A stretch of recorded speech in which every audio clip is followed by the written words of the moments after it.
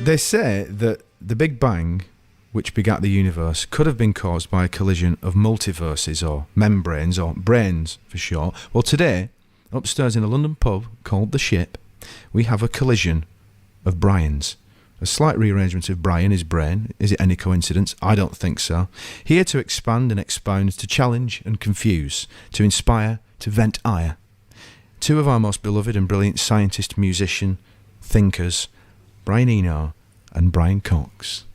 Good morning. Good morning. I think I should start with pointing out you made an assumption there that the Big Bang began the universe. Here we go. Which is often in modern inflationary cosmology, the Big Bang is defined as an event in a pre-existing universe. Yes. That's what... Did I not say that? I thought that's what I said. That's exactly what you meant. That's what I meant to say. That's what I was getting at, and everybody knows. And even then there's the notion of the beginning. Even if time began at that point, then does it make sense to think about prior events that happened? What does happen? Yeah. We don't have the language to... We don't. We're not... I heard a description of, which I loved, the meat brain. Well, you know, which is just our puny meat brains. I mean, obviously, when you coalesce them all together and you stand on the shoulders of giants, you can get somewhere. But essentially, it is only a couple of pounds of dog meat at the top of the head there, isn't it? Speak for yourself, mate.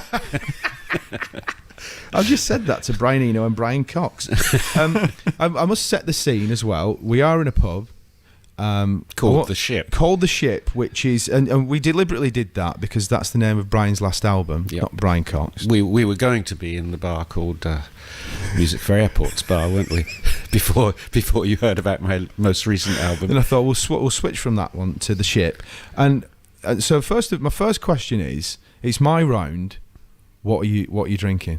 I think I would have, at this time of day, I think I would have Prosecco. Light. This time of year, I mean. This time of day and this time of year. Yeah.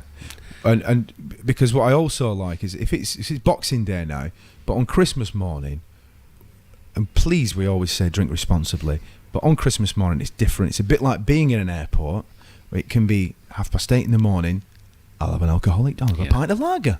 You know, something that you would never do at any other time of year. Yes, I agree. I'll have a double Jack Daniels and Coke. It's 8:10 in the morning, Sean. What about you, Brian? Well, I can just... Cox?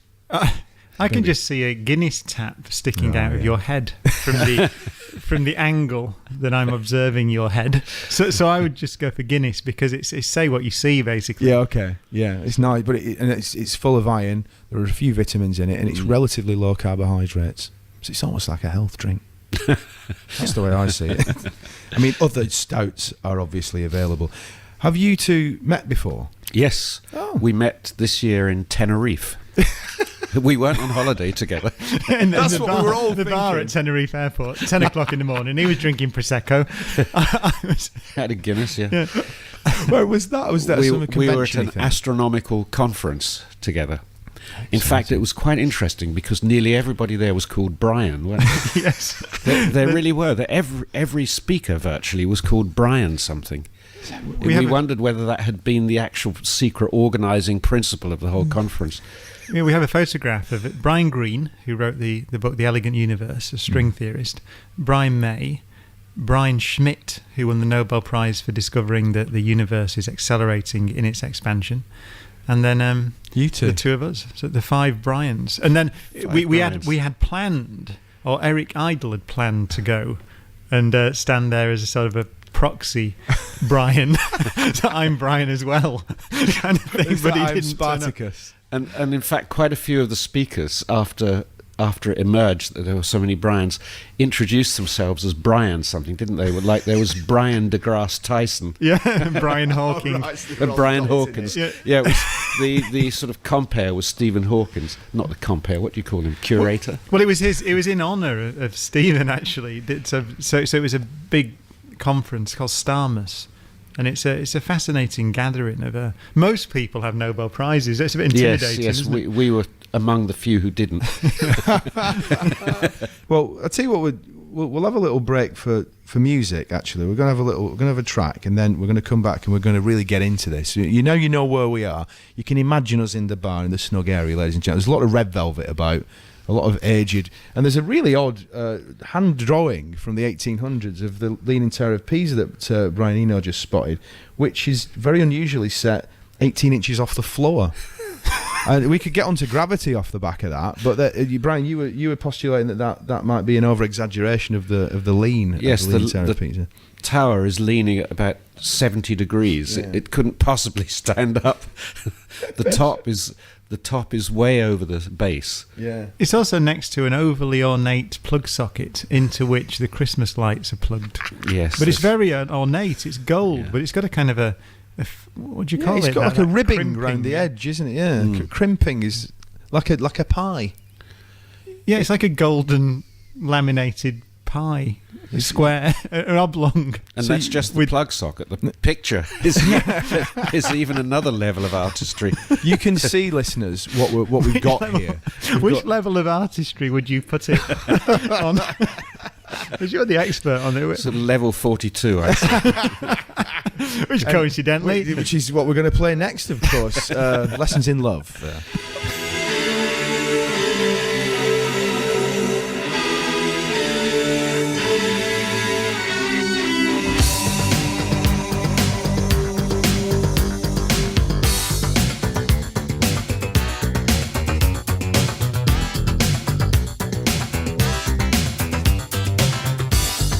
I'm not proud, I was wrong, and the truth is hard to take.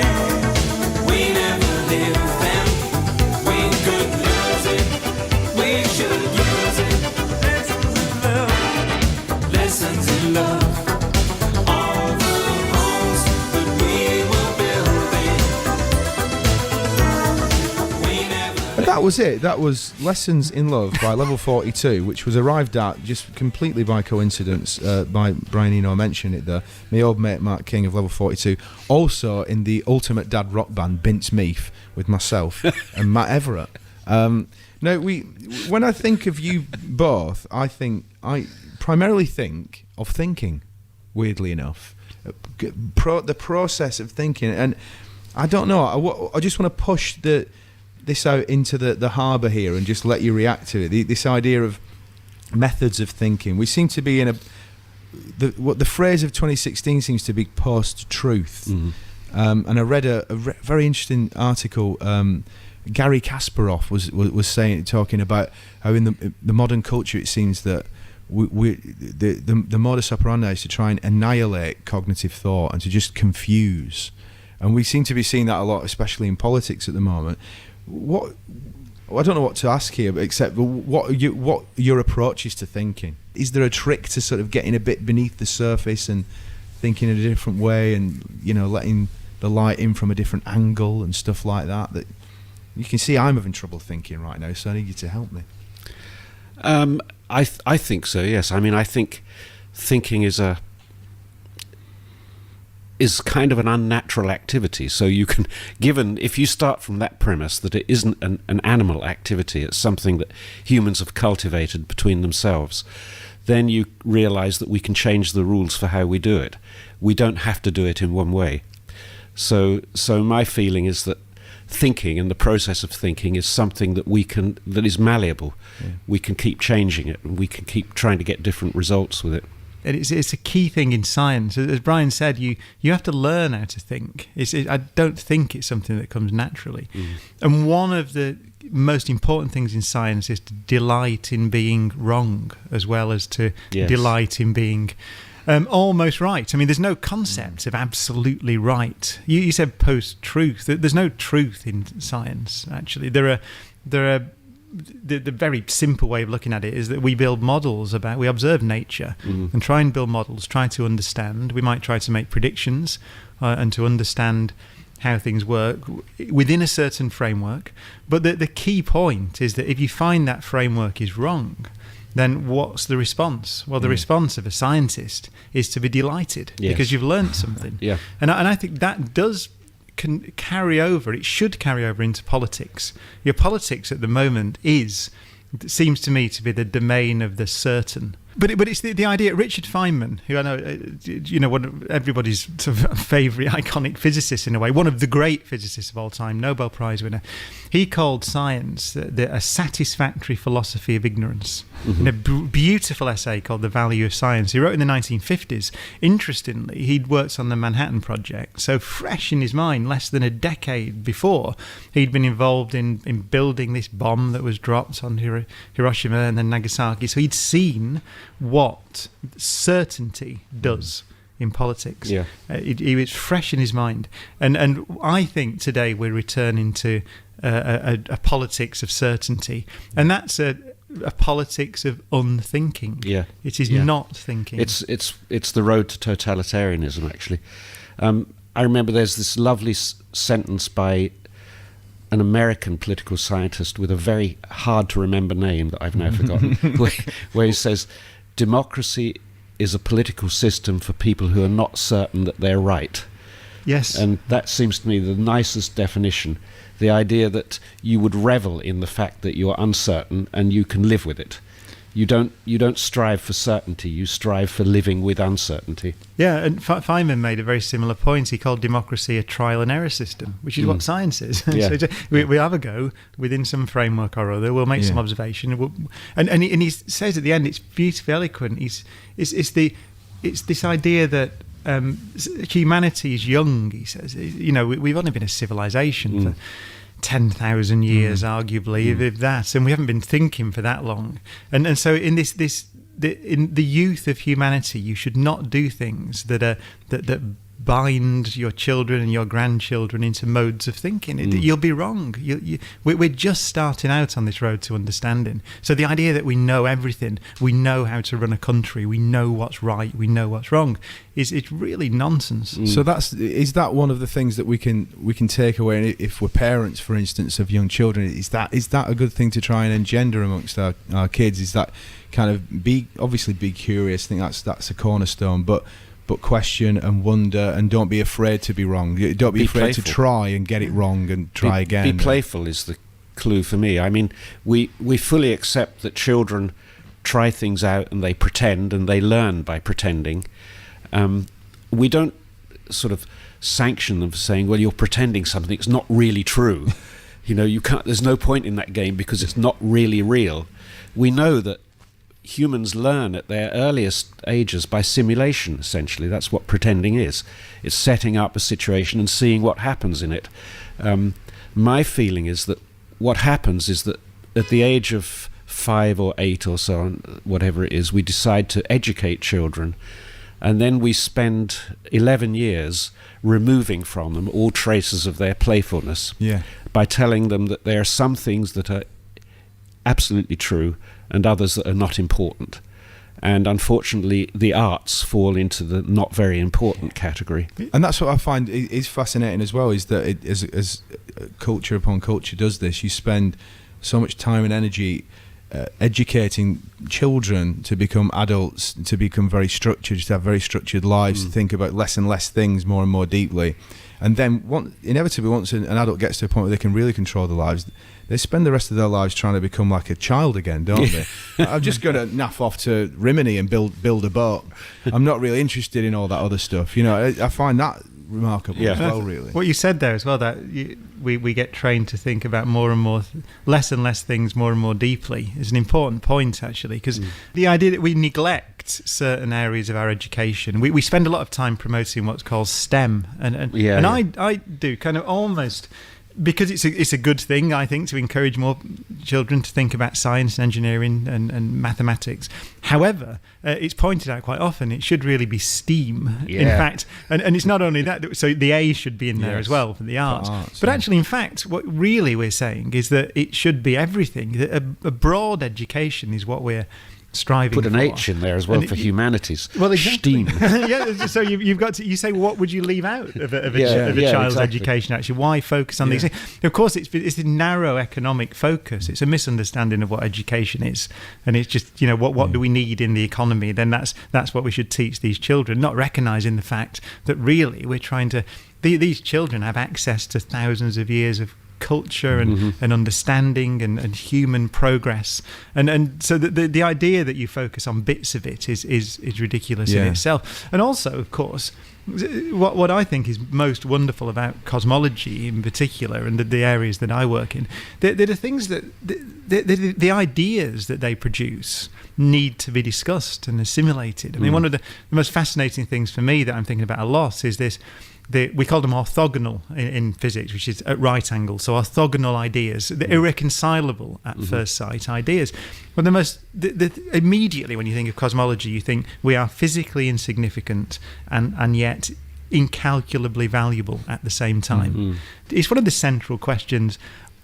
What is it to be human? What is it to be a temporary, fragile, insignificant phenomenon in this probably infinite universe, and yet at the same time be valuable? It's that pale blue dot in thing, isn't it? In the Arthur C. Clarke, we're either on our own in the universe or we're not. Either way, it's pretty bloody mind blowing. Either way, yes. But the reason those particular subjects you were talking about become the ones that are focused on is because they're quantifiable. So more and more education is built around what's quantifiable, what's markable. Essentially, you can't really mark art. You just don't know. You just don't know its value because its value is not in any way absolute. It's entirely relative. Can you imagine putting the painting of the Leaning Tower of Pisa aside, which we have already marked next to the gold plug socket? That idea that the value. What is the value of a piece of art? It's surely partly, at least, in the ideas that it will produce in the people that are viewing it in the future. Yeah, of course, and that's unknowable actually at the present time of doing it.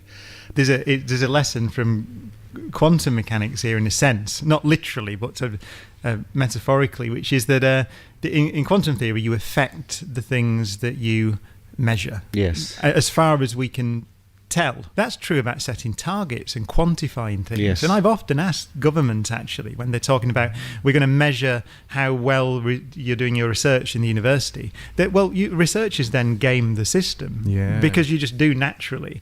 So my question is always, what do you want? What kind of behaviour do you want to create by your measurement? Yes. And usually you get a blank face looking back at you because you didn't think about that. Just, but measure it. It's like, yes, Minister, but we're measuring it.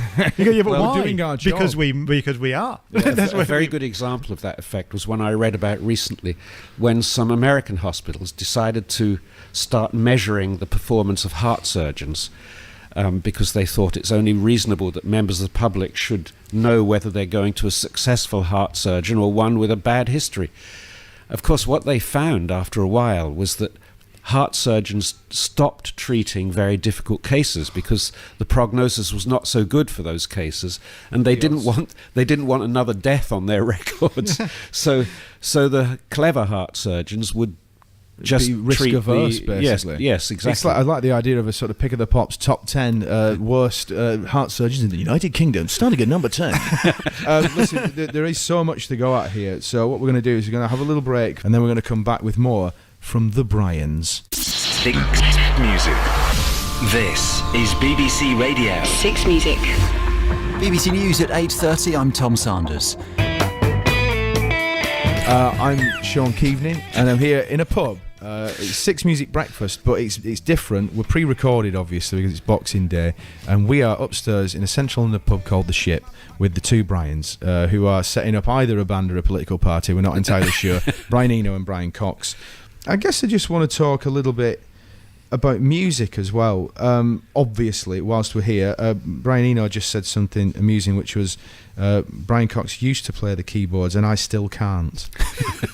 But you've worked with some ridiculous... I mean, you look your list of collaborators. I mean, from working with Roxy and then, from Bowie and Fripp and people like U2 and people like James and, sort of... But I also want to talk a little bit about ambient music.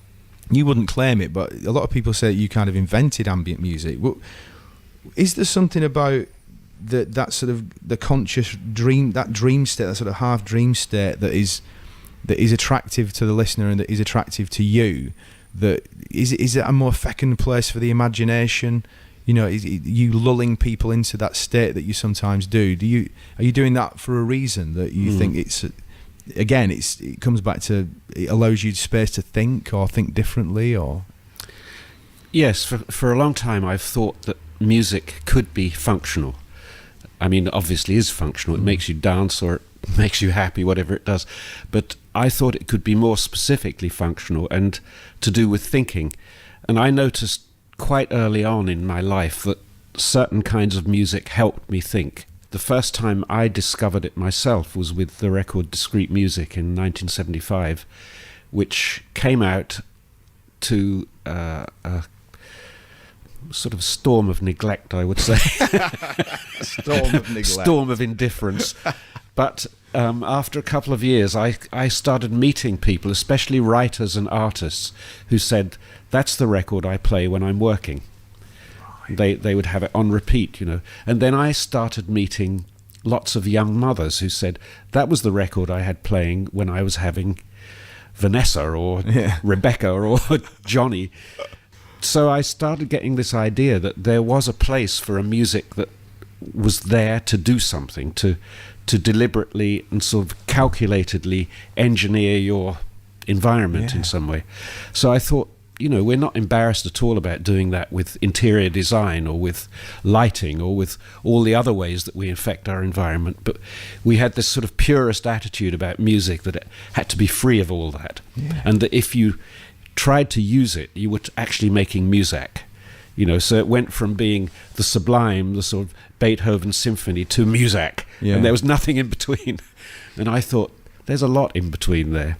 Well, because what I always think about some of your more, to use that phrase, ambient stuff, is that it's a bit like it's like a beautiful landscape, but things are slowly emerging in it and disappearing again, and it's an ever shifting sand, isn't it? Whereas I think you've described it yourself in the past as more conventional stuff is like songs that have fixed durations and are rhythmically connected. I mean, we love that as well, don't we? We love the blues, and we love 12-bar blues structures and things. What makes us so connected to them? What is so attractive about 4-to-the-floor rhythms and 12-bar blues? Why do we love it so much?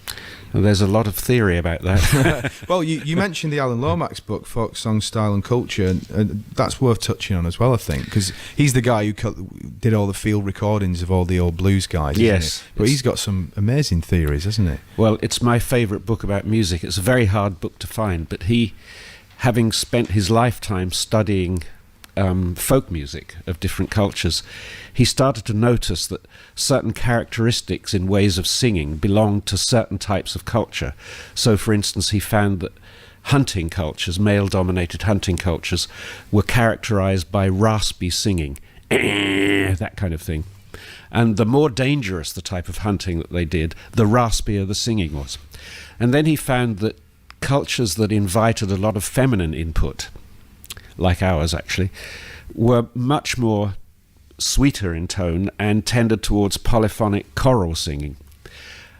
Anyway, the book is full of revelations like that, and as soon as you read this book, you think, that makes so much sense. Page after page, you're thinking, of course, rhythmic complexity would relate to such and such, But also, for instance, societies that have more complex hierarchies, for instance, India, with its many caste systems, have much more complex musical scales.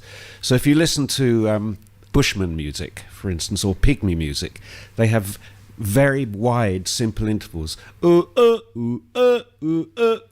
Is the kind of singing they do. Whereas if you listen to Indian classical music, it's sort of quarter tone. These very, very close intervals. And this maps almost universally around the world that the more complex the caste system or the hierarchy system, the more complex the musical scales are. So there's a whole book of these theories, which I'm the only person I've ever met who's read this book. Well, and you were in the New York Library in the early 80s watching Alan Lomax do a talk, and you asked him about the book, and what did he say? He said, have you read the book? And I said, yes. He said, you're the first person I've ever met who has. But he did. Actually, let's bring it down to earth. And I hate to ask this question because whenever anybody asks me it, I never have a satisfactory answer, but what are you loving at the moment? Like it could be either new music that you've heard this year, reflecting on this year, or it could be old stuff. No, I've just found that I've got broader and broader in my musical taste as I get older, so I don't really have there's no snapshot in the music that I've bought or recently. It's not necessarily recent. It can be. I was listening to a lot of Bessie Smith recently, actually, which is just because I started exploring more and more into those older, so it's 1920s, isn't it? Yeah. I was in Argentina recently, and I found a record of tango music from the 50s and 60s. It's so exquisite. It's so beautiful. It's sort of orchestral music, but with the lead instruments being accordion or harmonica. And that's so nice to hear a sort of profane instrument like that against a beautifully performing orchestra. So that's been my recent thing. And something else I heard that I really like this year is this Austrian woman called, her name is Anna Plaschk, I think. I don't really know how you say that. And her thing is called Soap and Skin. Have you heard of her? No.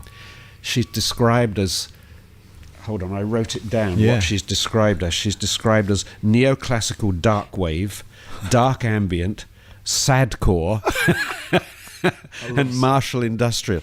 I've never heard of any of those except dark ambient. But Soap and Skin, I really think is great. Yeah. Jojo Mayer, the drummer, do you know him? He's one of the greatest drummers of all time, isn't he? Oh my God, he's devastating. Yeah. And his he has this band called Nerve, but the best one, the one that I think is a real song for Boxing Day. Boxing Day, exactly. This is Sly and the Family Stone, Life.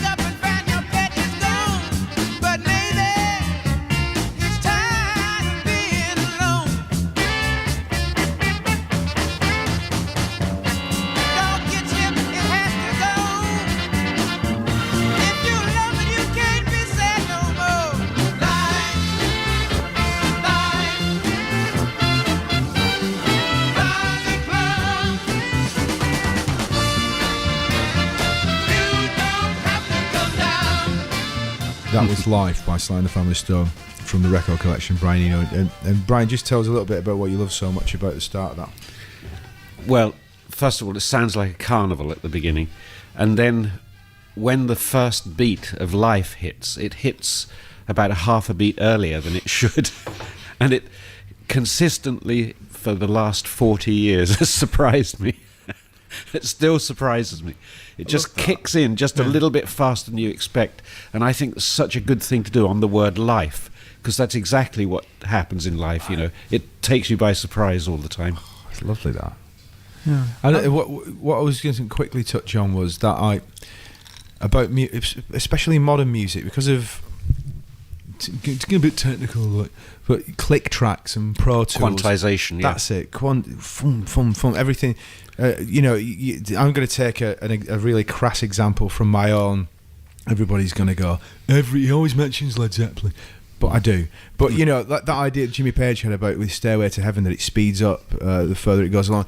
These things are a bit contra to belief, aren't they? It's like, well, you've got to stay in the same tempo pretty much, and that's another quantization effect. You know, like we were talking about quantification in education. It's so much easier to deal with music in a computer if it's done to a click track, because you can just take a bit from here and put it in over there, and you can do all the cut and paste stuff.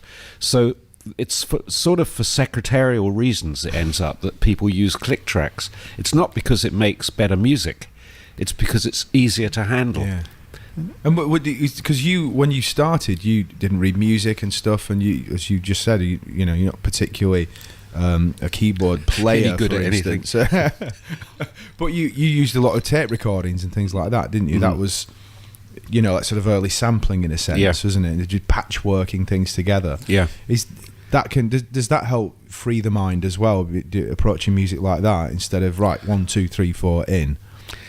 Well, because the technology for doing that didn't really exist at the time, there weren't such things as samplers when I started collaging other records into my records.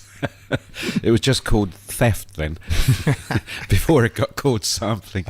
But the way I used to have to do it was I'd have the track I want to steal on a cassette player, and I used to have to rehearse it and try to drop it in the right place, because there was no way of moving stuff around. You just had to get it in Like a live mix. Yeah. Yeah. So quite often you'd get it wrong, and it sounded better when you got it wrong, you know. So you got used to paying attention to your mistakes, actually, rather than trying to get the perfectly right pre-imagined solution. It's the Leonard Cohen, the cracks that let the light in quote, isn't it, really? Yeah. That the imperfections are often the best bits, aren't they? Well, it's also to do with that sort of uncertainty principle that whatever you try to do, it affects the universe. Just the act of trying to observe something affects everything around it. So you aren't... The interesting thing about science now is that it's sort of moving in some ways into an artistic psyche, because of course art has always been about value, and science has always tried not to be about values. You know, the whole point of science is to try to isolate the experiment so that an Eskimo lesbian doing an experiment will have the same result as a Chinese neuroscientist or whatever, you know. The idea is that you insulate the experiment from any other values as much as you can, which is the opposite of what you do in art. In art, you make something to absorb and turn those values into art, basically. It's phenomenal. This is why I say that art and science aren't similar at all. A lot of people sort of think, oh, they're the same thing in the end, but they aren't. They're actually Different two approaches. entirely different and highly complementary activities. I think they do share a common starting point, though, which is you've got to notice that there's something beautiful about the world or experience or nature that's worth explaining or exploring. Yes. And I think that's often sort of missed, that there's an aesthetic choice in science, which is what you choose to study in the first place, what you're interested in. Sure. And I think the motivations are the same. But you're right then, that then the sort of central... The methods, I certainly in suppose. physics, and the central idea is that you're really trying to strip away human bias, as you said. That's true. That's what all the training is, essentially. I love that, the idea of, like you both said, it's about observation, isn't it, with art and with science. And even on our walk over here with Mr. Eno, it was I find it interesting the way that your mind works, because you sort of instantly looked over to the right as we're walking down the street that I walk down about 7 or 8 times a week. Well, it's fascinating how different that building is to the ones adjacent to it. And I was like, I've never bloody noticed that before. I'm such an observant person, obviously. So you haven't taken the first step towards I haven't. science or art. No, I'm just a pleb, aren't I? I'm a good old-fashioned plebeian. Be That's what I interesting am. to see where it leads. If you just pay attention to anything at all. I mean, that's, we must be a good hour and a bit in, and that's the first Cox dig at Keaveny. I'm sure there was Is that a record? first of many flurries before the end. We have a couple of little questions here from people. Sean McLaughlin says, are there any similarities in the creative processes that you each use? Are there oblique strategies in theoretical physics, for example? Does science impact on Brian Eno's composition? Oh, yeah, I'm sure, and certainly, if you look back through the history of science, there are different ways of advancing our understanding. One of them is that very, what people might think of as a scientific method, where you observe nature and something occurs and you can't really understand it, or it contradicts your theory, so you're motivated to go and do something else. But I think one of the counterexamples is Einstein's theory of general relativity, which is arguably one of the great, well, not even arguably, it is one of the great human achievements.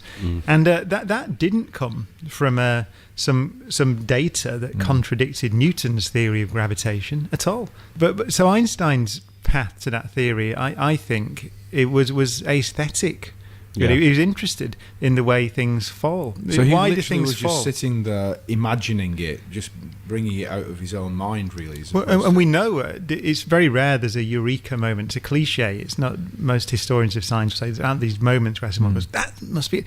But we know in Einstein's case there was, because he called it the happiest thought of his life. So he did, and that's a wonderful, when you think about that sentence, it's almost a throwaway sentence, but isn't that interesting? The Yeah. happiest Yeah. thought of his Yeah. life was the thing. And he was thinking about the way things fall in the vicinity of the Earth, and that rather strange thing that's counterintuitive but true, that things fall at the same rate no matter what their mass is. So if you get rid of air resistance and all those things, Yeah. you drop a tank and a marble and they'll both hit the ground at the same time.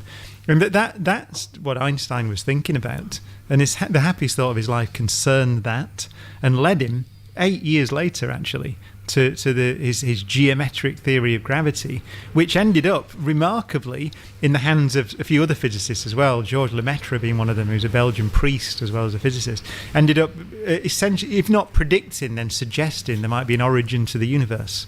And so that step from a theory of gravity, which is thinking about how things fall, it was actually apparently true. He said he was thinking about a bloke working on a roof, and he was thinking about what he feels on his way down if he falls off the roof. And from that, you end up with the theory that suggests quite strongly, actually, or at least allows an origin of the universe. Is a remarkable intellectual journey. Yeah.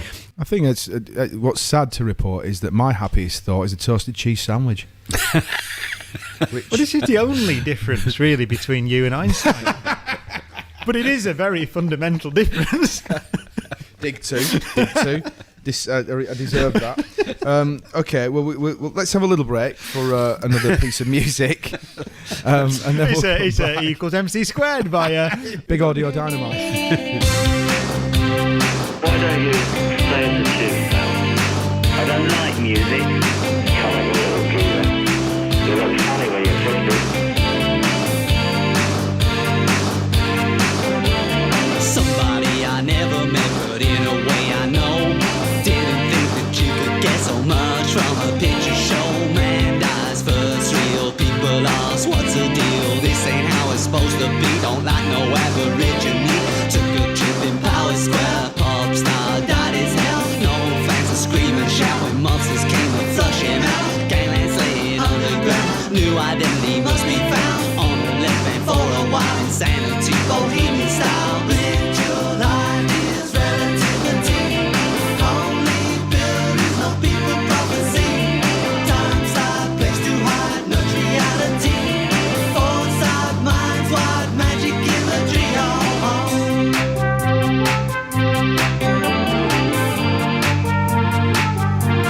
Never told that was no good. Dressed like Little Red Riding Hood. Bad habit, taking life. A calling card, a 6-inch knife. Ran off really fast. Mumbled something about the past. Best sex I've ever seen, as if each moment was a loss. Drops of blood, colour slide. Funeral for his bride, but it's him who's really dead. Gets to take the funeral ride. Ritual ideas, relativity. Only buildings, no people, prophecy. Time, side, place to hide, no reality. Foresight, minds wide, magic imagery. Breath the news, the maestro's back. Cool the beatball soundtrack. King of brains, queen of the sack. Executives have heart attack. It's a so-called celluloid. The money makers would avoid. Sometimes notions get reversed. Center of the universe. Ritual ideas, relativity. Only buildings, no people, prophecy. Time, side, place to hide, no reality. Foresight, minds wide, magic imagery. Oh, oh. Oh, oh. Oh, oh. Oh, oh.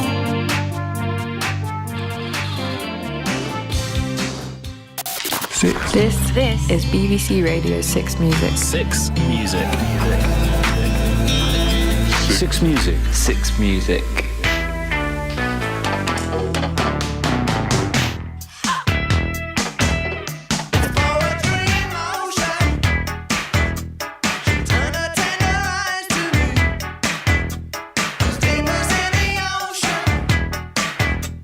Sweet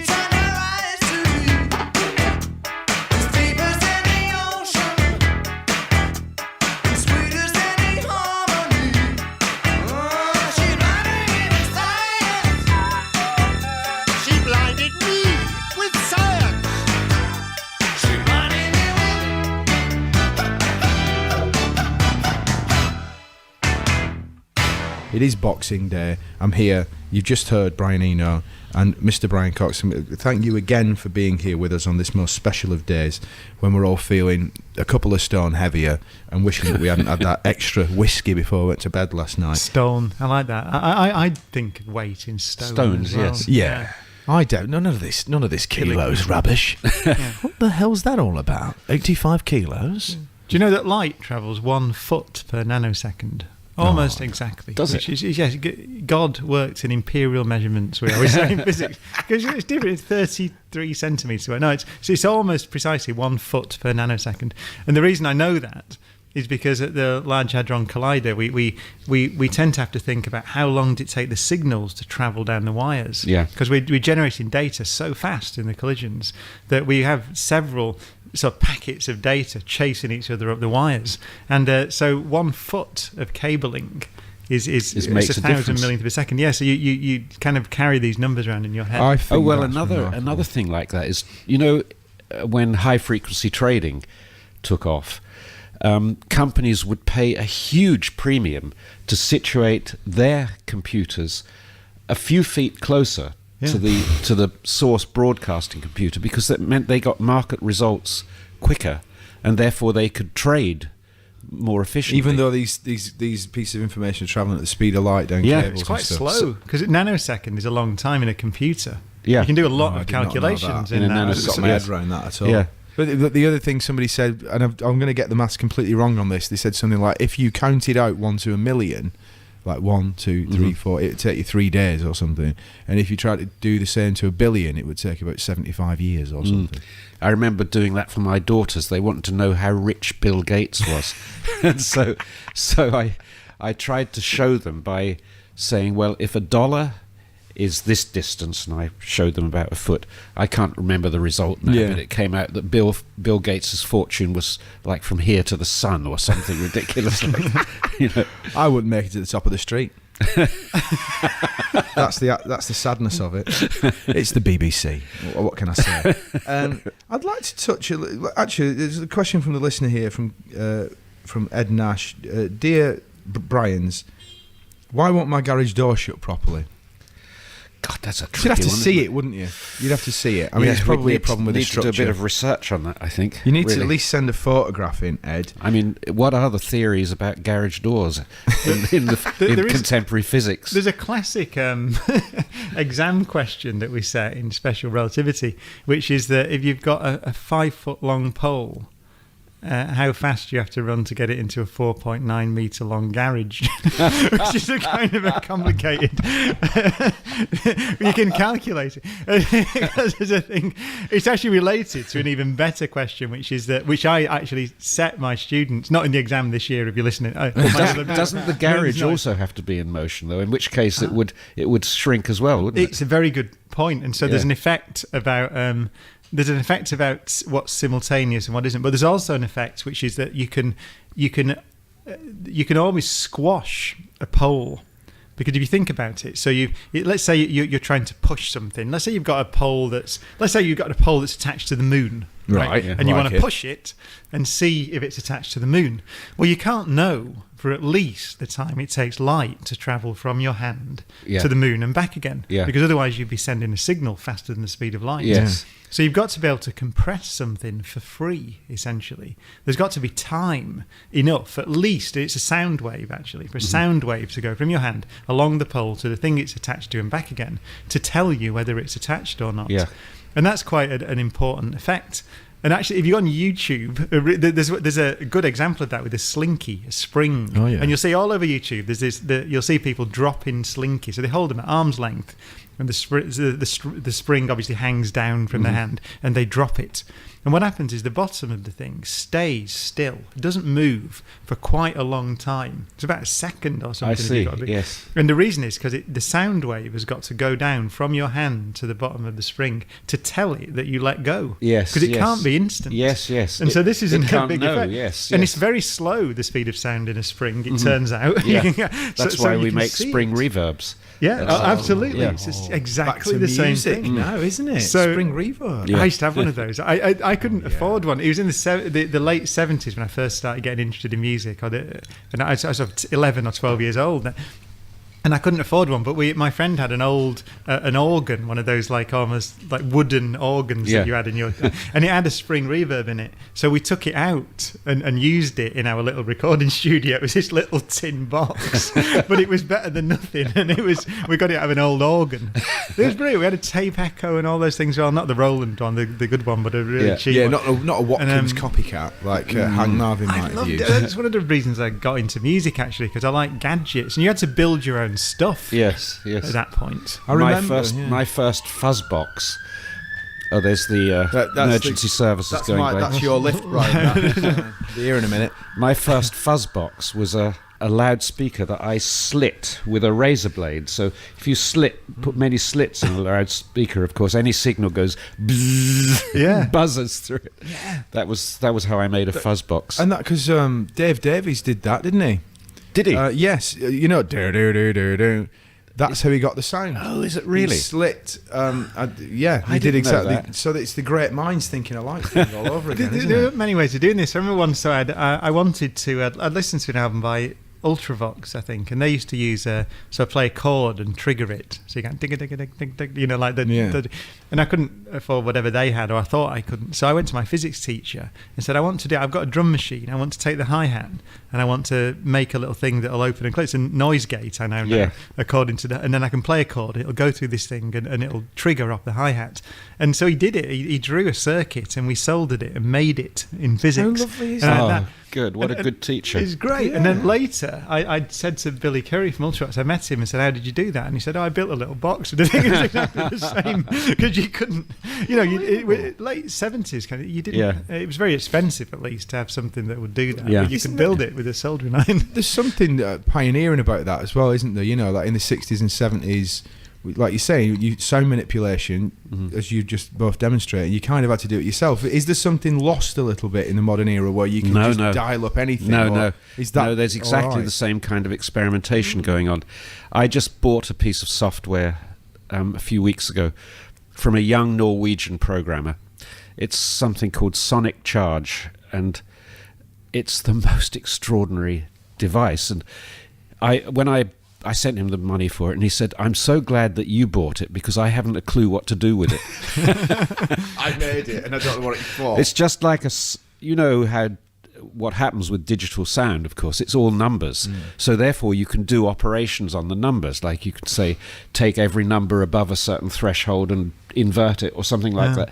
And it's all a series of operations like that, most of which sound nothing like anything you've heard before. They sound like distortion, of weird new kinds of distortion, but some of them are amazingly interesting. So there's a lot going on in software development now that I think is really thrilling, and it's quite similar to people building the kind of circuit you built, or somebody slashing loudspeakers, but it's done in code. It's quite encouraging, actually. Okay, we're going to play another bit of music now because technically it's a music station.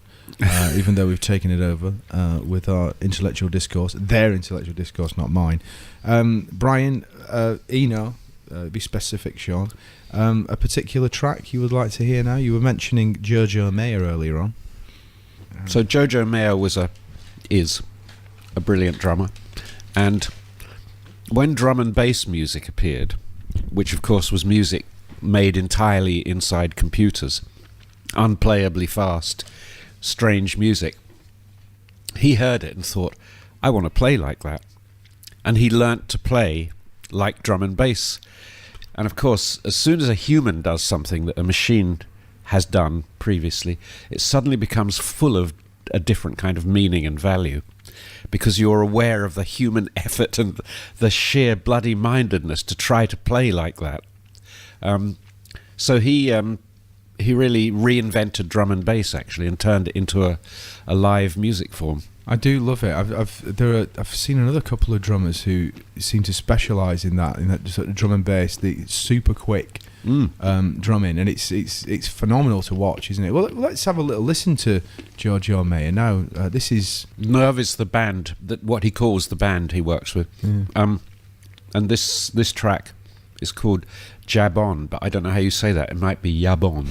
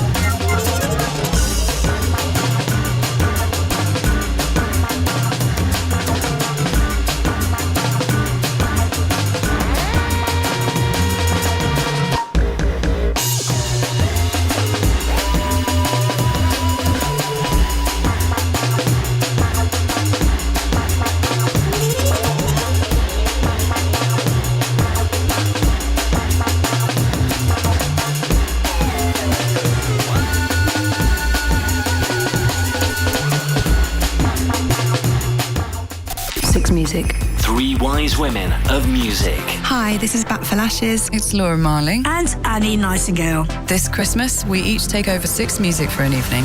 Picking our favourite shows, documentaries and live concerts from the BBC archive. Hi, this is Annie, looking after things tonight. I think I'm best known as the first female DJ on the BBC. There's so much to choose from. A couple of things that I've picked. We've got George Harrison talking, and we've got live music from Happy Mondays, who had a big effect on me. And thinking back, I only discovered going to Glastonbury because of them. So I owe them a lot for that. Three wise women. Starting first with an hour of music that tells my story. Tonight from 6 on BBC Radio 6 Music.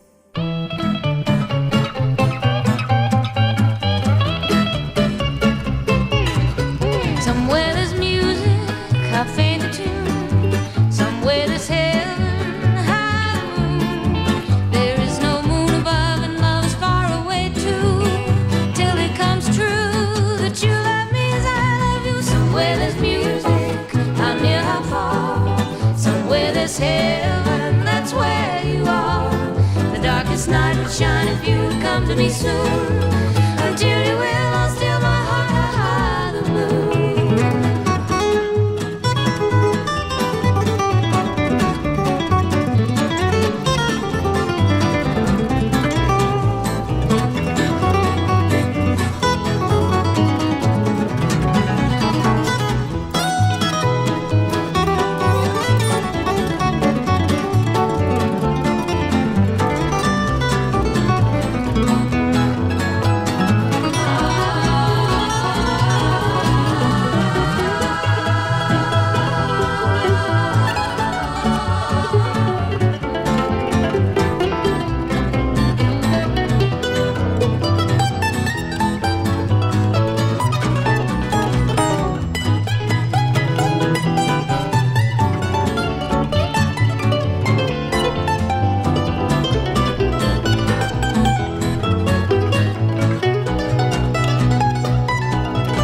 Somewhere there's music, how faint the tune. Somewhere there's heaven, how high the moon. The darkest night would shine if you would come to me soon. Until you will, I'll steal my heart, how high the moon.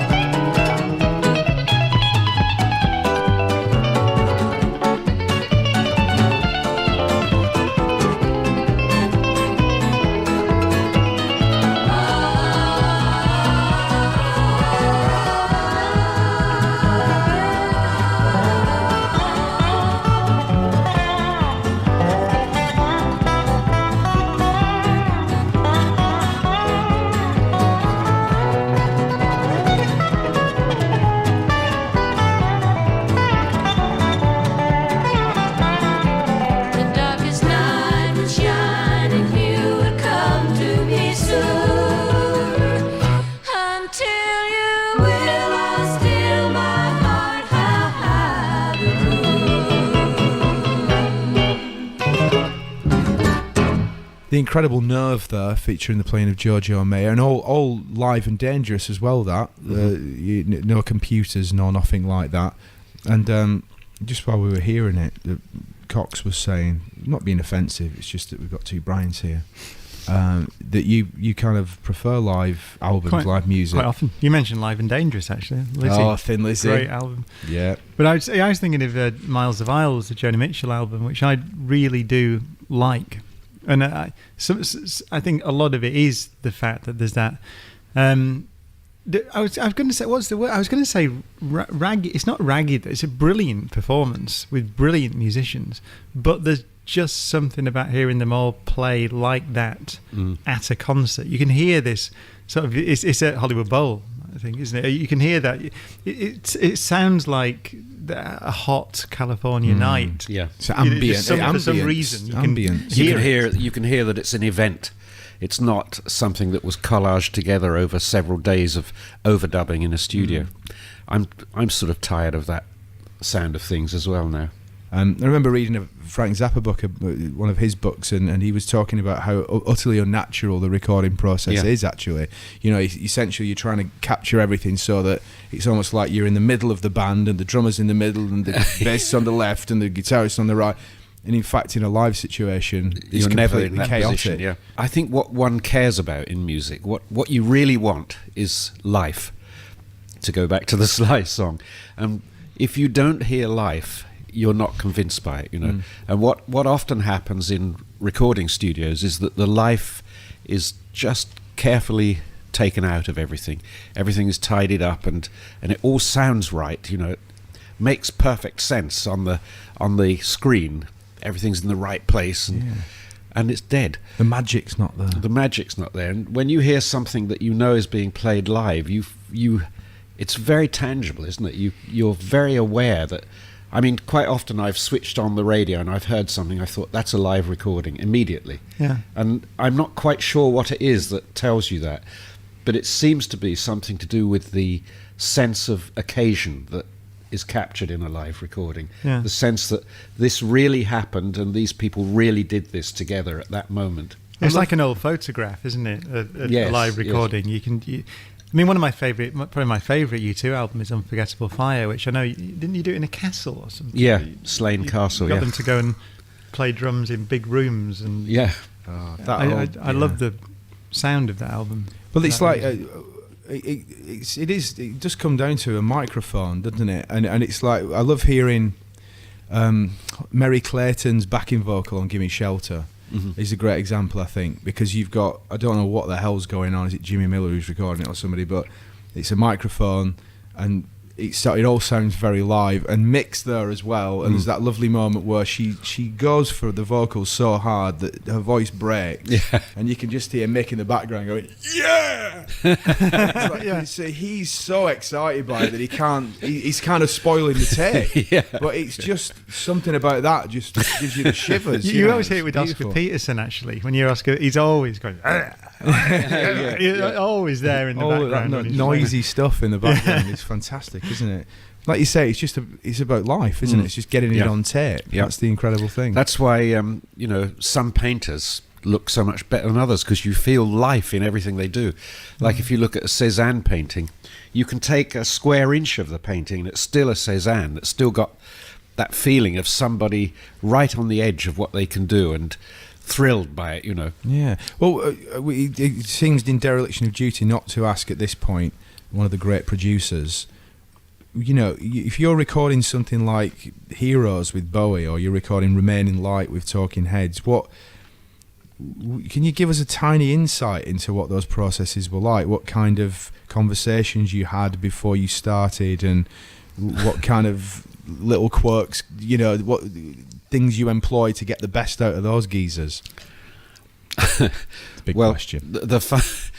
I suppose one of the funny things is that a lot of our conversations were in code, because we always took on the characters of Pete and Dud.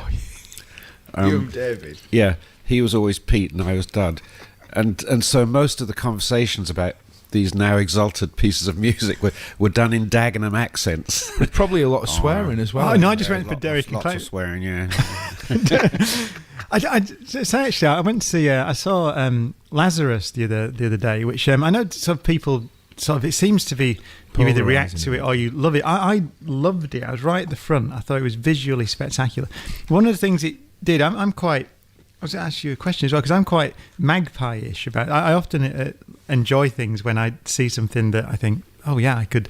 That gives me. I want to use that. Yes. And with Lazarus, the thing I enjoyed most was the 70s sort of Berlin imagery across those albums like Heroes, and I just thought it really became contemporary again, because Berlin to me, to people of my generation and before, is a city with a wall through it. Yes. And then it's a city where the wall comes down, and now you get the sense almost that walls are, well, not almost, that walls are going up again if we don't do something. Yes. And you're going back to that era, and it became very resonant. And I've gone back to those albums because there's something. I mean, Heroes is a great example then there's a feeling that was captured there, but it's been renewed by 2016 actually. It becomes suddenly current again, which it's a question to you actually whether that's a sign of, to me, of great art, that it suddenly says something else 40 years later. Yes. It's malleable and it's interpretable. It doesn't fix itself in time.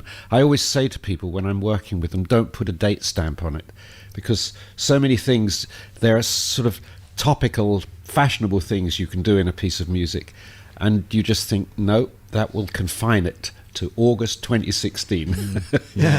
It'll say this piece of music belongs at exactly that moment. It's like Deacon Blue's Poll Tax album. It's not done that well since. Right. That's, to me, 2016 has been a year in which we forgot a lot of lessons, or began to forget. Yes. And then that music from those times when it was more vivid, the results of the things we'd forgotten were there, but you can hear them. Well, you know, that those records really were about the end of something as well as about the beginning, because we were both very aware, and we were in Berlin for a particular reason, which was that we were seeing the end of communism actually, and the end of that particular division, and wondering about what followed. Well, what followed actually was neoliberalism, which we're now seeing the end of as well. You know, that has also collapsed as being a false prophet.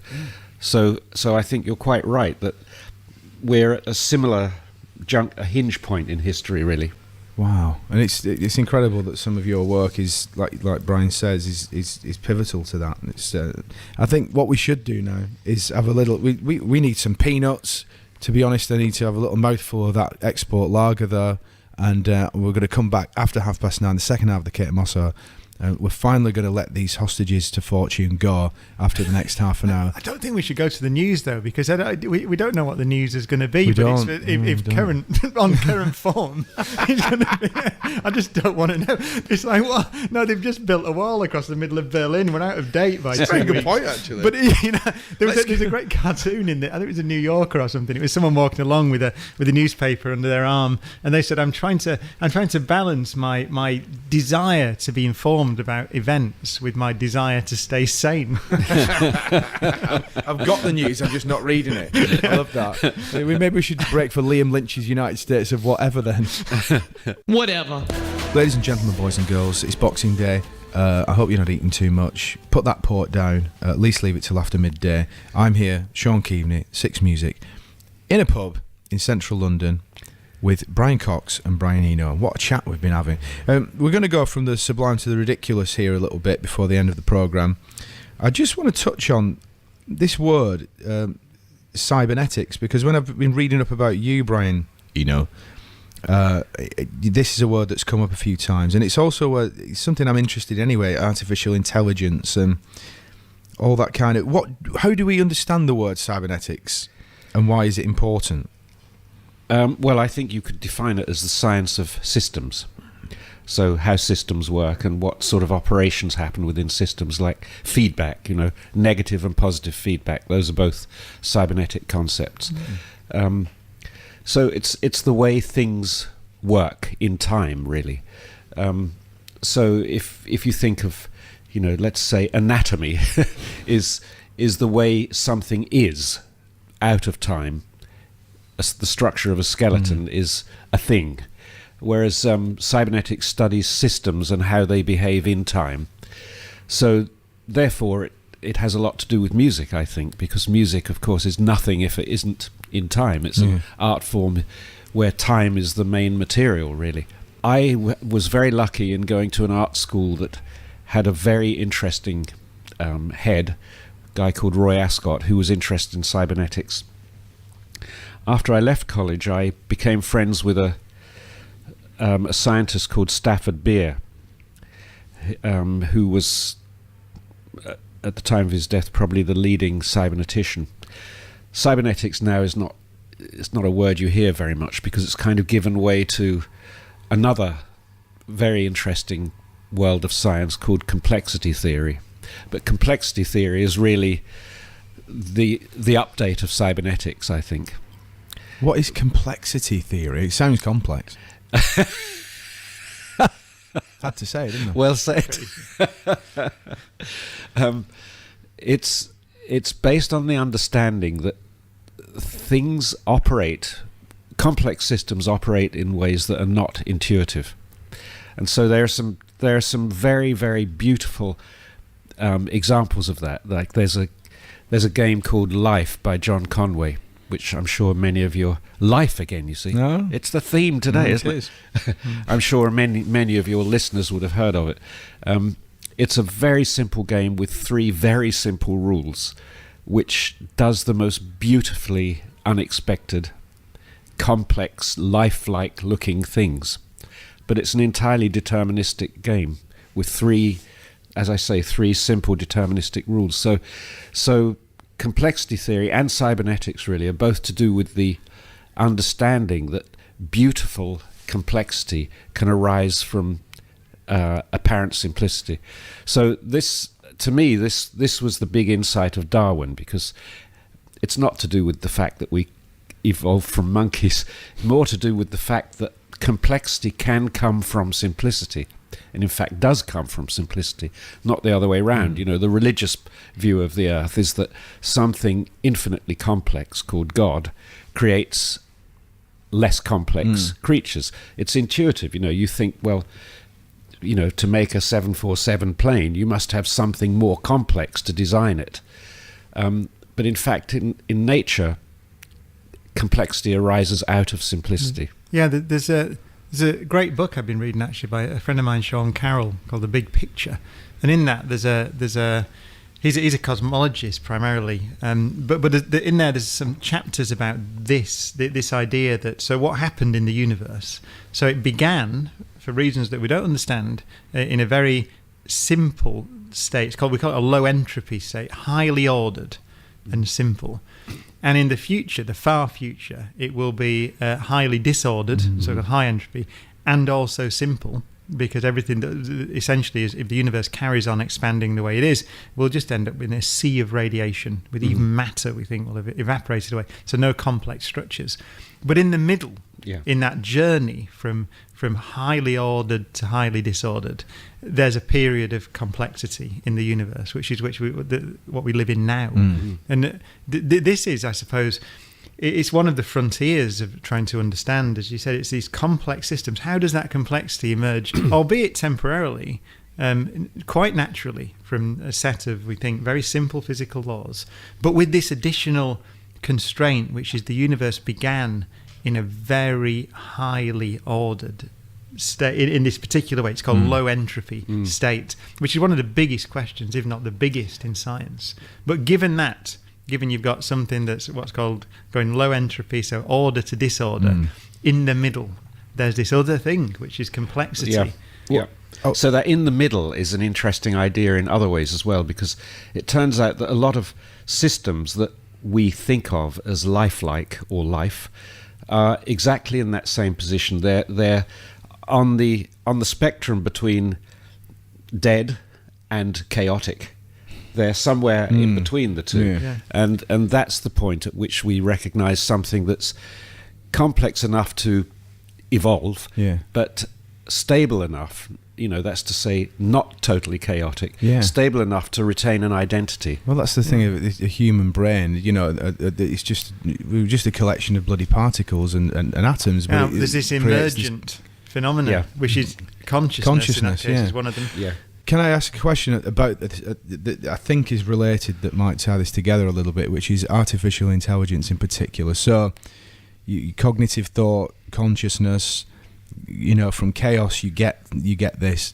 One of my friends was at some kind of conference, some futurology conference or something recently, and some eminent speaker was saying that they think there's a fixed point, a determined point coming up in the quite near future where all our systems, or if you will, the internet and all the artificial intelligence, it's got so much information in it that it does actually become autonomous, that we stop having full control over it as humans. Is that right, do you think? And what happens to humans in the distant future if that's the case? Well, if we've created something that just runs on without us? The first thing I would like to say, and I always say when people raise this, is how much do any of us understand about what's going on now? For instance, if you book a flight and you fly to Copenhagen, for example, how many brains do you think are involved in your flight? Think of all the people designing the airport infrastructure, designing the planes, designing the banking system that enables you to pay for it, designing the road system that enables you to get to the airport. There are millions of minds involved in that already. So that seems to me not that different from artificial intelligence. Yeah. I think we've been living with what is effectively artificial intelligence for a very long time. Like a hive mind in a way. Yeah, isn't it? Yeah. And it really doesn't bother me that we now outsource a little bit more of it to machines. It's undoubtedly, that makes me feel a bit more relaxed, actually. It's undoubtedly true that there's no one person that understands a Boeing 787 or a microprocessor. The processors we have today are designed by other processors. So that it's true that we're already a distributed intelligence on a vast scale. I mean, it's the simplest thing. But a phone, an iPhone or whatever, a Samsung phone. I mean, those things, no one person understands what's going on in there. I think what people are genuinely, because it's a science fiction trope, isn't it? Yes. The idea that they will eventually take over and become malevolent and kill us all. Yes. Is it going to happen? No, I don't think so. It'll be us that kills us all. Let's have a little break. Let's have another track. And then I think what essentially we're talking about is the shuddering climax of this show. I think we should play something from the Ship album, actually. I think it seems like a nice idea. I was thinking about checking... I don't know. Well, we're in the Ship, Brian. We're talking to Brian Eno, who's released an album this year called The Ship. It seems dereliction of duty not to do it. Yeah, I don't know. It seems a bit like tawdry promotion to me. You know what? I love the fact that that's one of the many things that I love about Brian Eno is that he turned down the opportunity for us to play a track of from his album The Ship, which is currently available in all good record shops. So instead, we'll play this.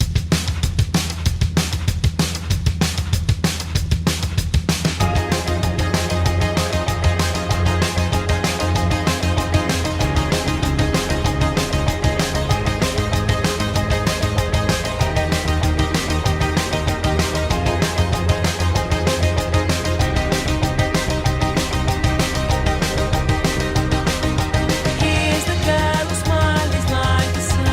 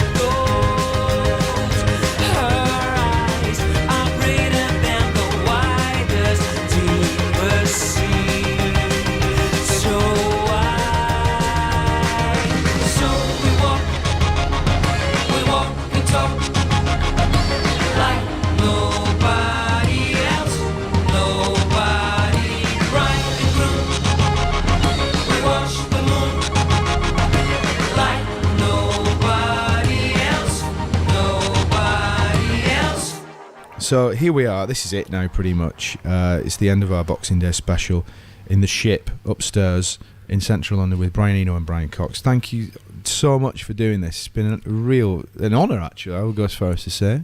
Oh, it's been a pleasure. Thank you so much. Thank you for curating. Oh, well, yeah. That's a fancy way of saying talking rubbish, isn't it? But thank you.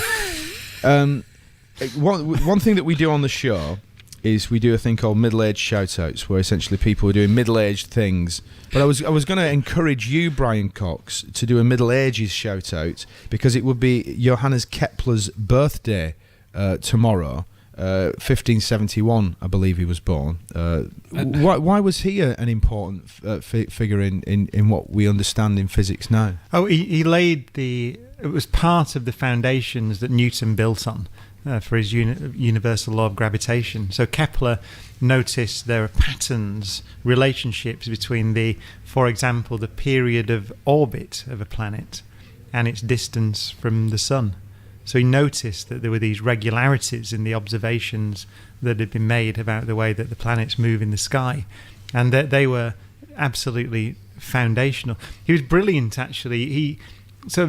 Because at the time he had a predisposition initially for the idea that planets move in circular orbits, because it was still this idea that there are perfect shapes in nature, this Greek idea. Mm-hmm.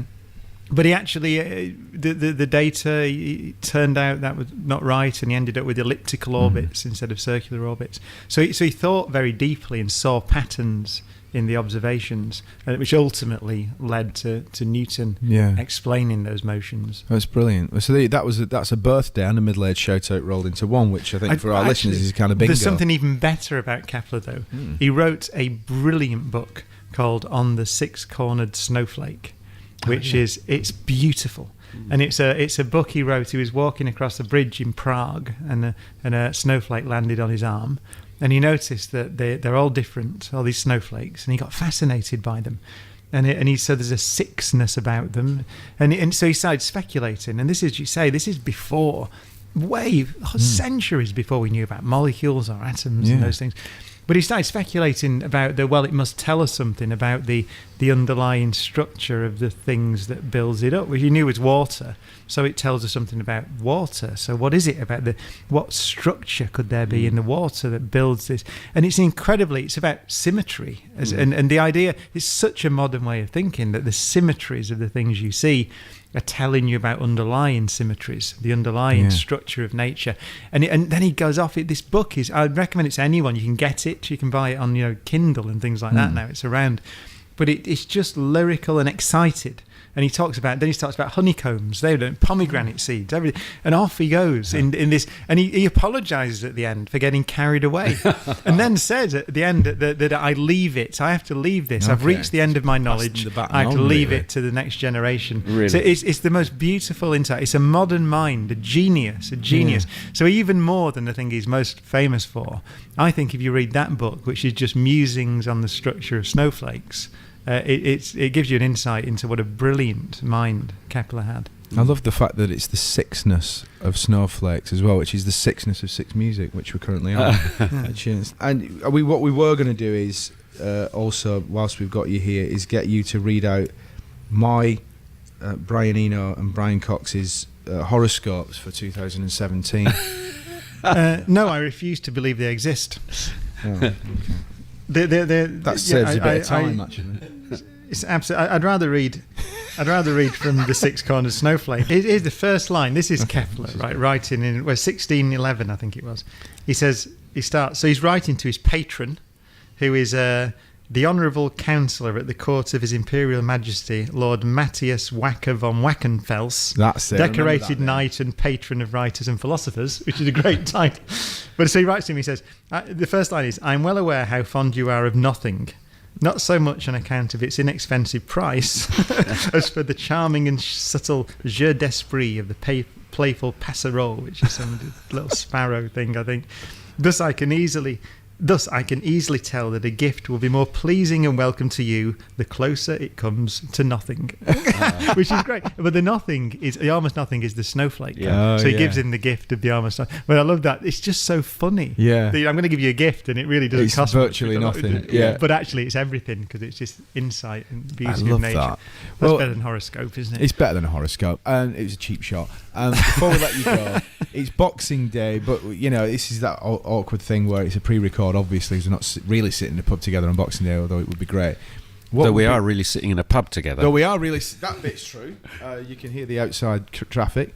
But what would be the perfect Christmas gift for Brian Cox and Brian Eno? It could be anything. It could be smellies. It could be it could be a box of chocolates. It could be there is a smelly that I like. Okay. I'm quite interested in perfume. I do. And there's just recently, somebody has been able to discover which bacterium produces the smell that you smell after rain.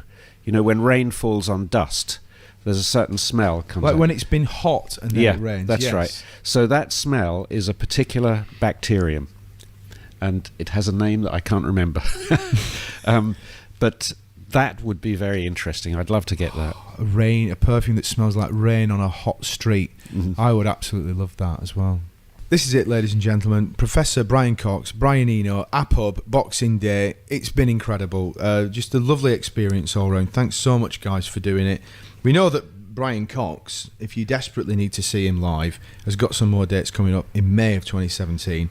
But you, Mr. Eno, have got a new album called Reflection coming out on What Records very, very soon. Is it out on the 1st of Jan? Sunday, the 1st of January.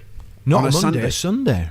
That's great. Yep. Tell us a little bit about what we can expect from it, because the ship, of course, which we're in, we experienced that and thoroughly enjoyed it. But is Reflection a different experience? Reflection is a long ambient piece, and it's a piece that helps me think. As we were talking about earlier, the idea of making music to create a condition that you like. So it helps me think. It helps me reflect. Actually, that's why it got that title. I was working on the piece, and I kept finding when I was listening to it that I started thinking back over recent and distant past and putting things into place. So it's about reflection, really. Meditative reflection. Yeah, meditative. This is very much where all our heads are at, I think, in the new year. A bit more space and time. Yeah. Brian's, thank you so much. I hope you'll come and join us again maybe next year. I hope so too. Yes. The ambulance has arrived for me now anyway. It's the emergency